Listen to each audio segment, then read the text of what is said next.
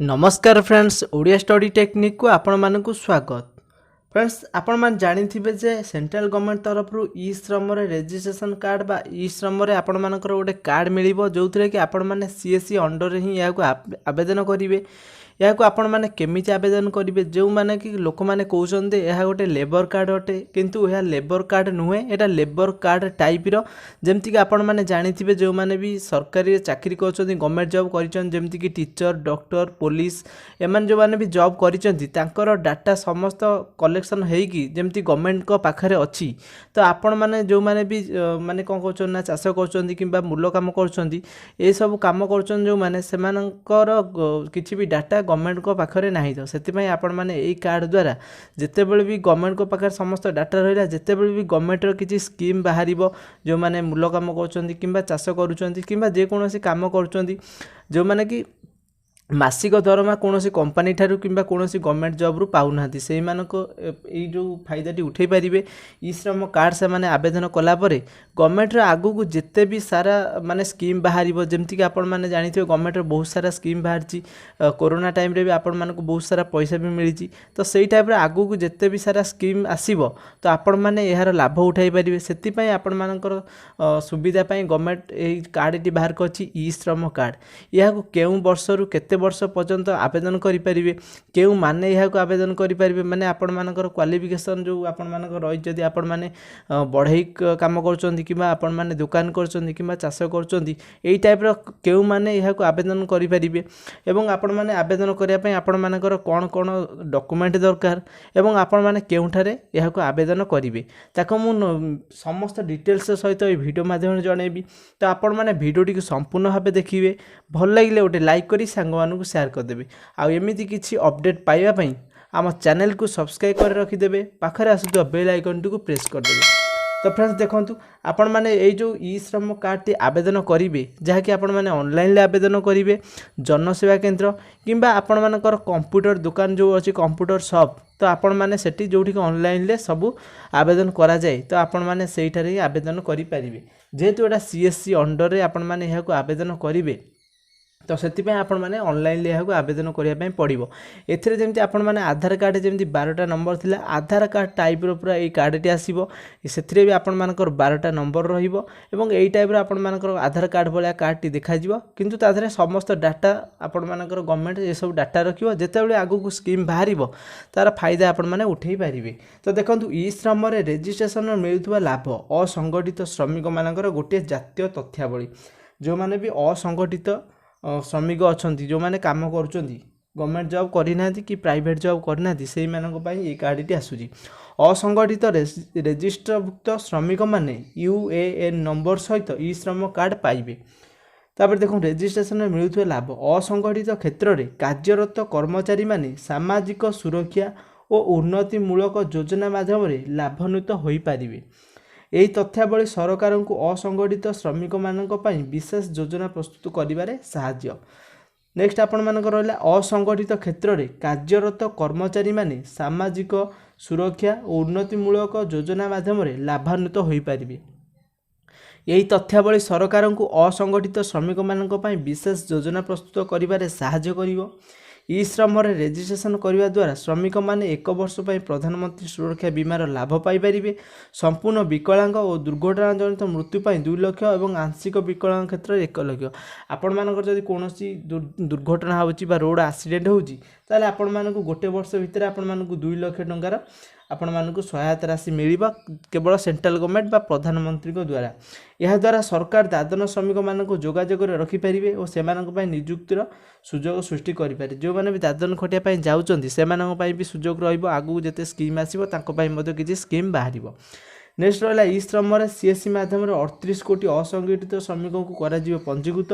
असंगठित क्षेत्र श्रमिक राष्ट्रीय तथ्यावली कॉमन सर्विस सेंटर बा सीएससी जरिया रे आवेदन करिया पई पड़िबो। केउ माने असंगठित श्रमिक देखंतु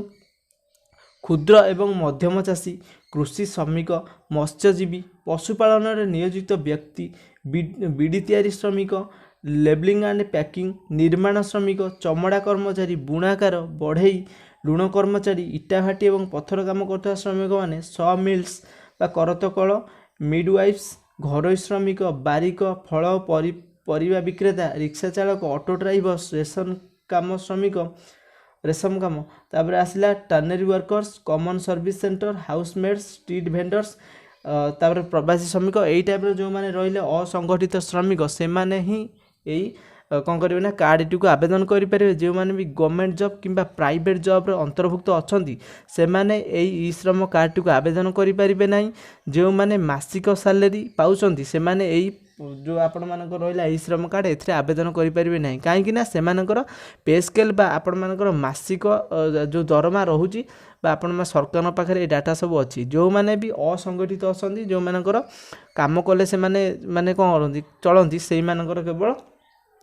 मूल नागी चलती कि ये जो मुझे कहली जी भितर से अंतर्भुक्त था ई श्रम कार्ड आवेदन करेंगे। व्हाट इज NDUW देखो ministry of labour and employment is creating national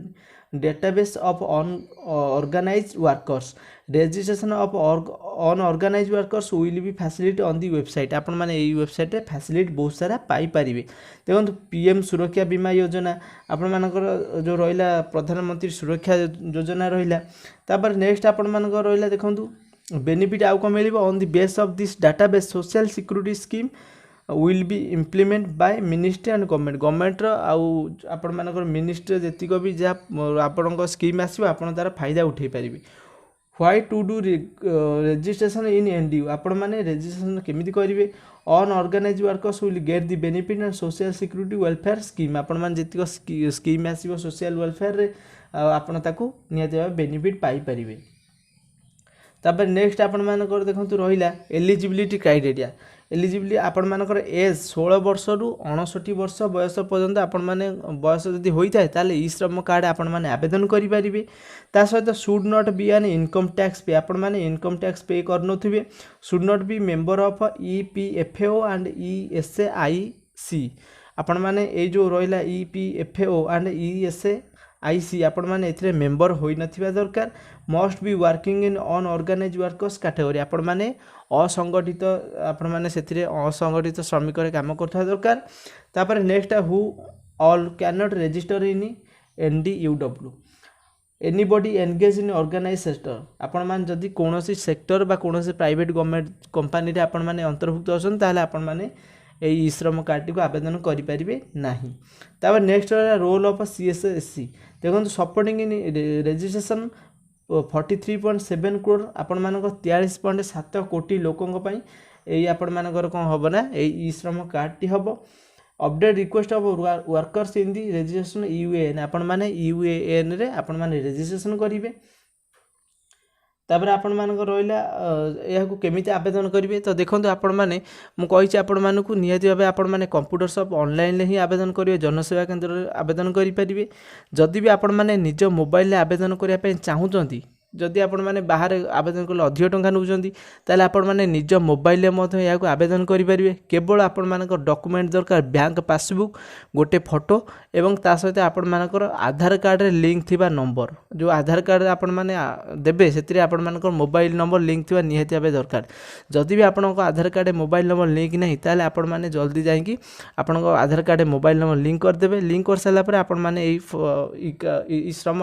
card को आवेदन करि परिवे। निज मोबाइल आवेदन करिया पई मु आपण मानकु फुल प्रोसेस रे नेक्स्ट वीडियो करिक आनिबी जहाँ को आपण माने घरे बसिकी आपण मानकर निजर ई श्रम कार्ड को आवेदन करि परिबे। केवल बैंक पासबुक आधार कार्ड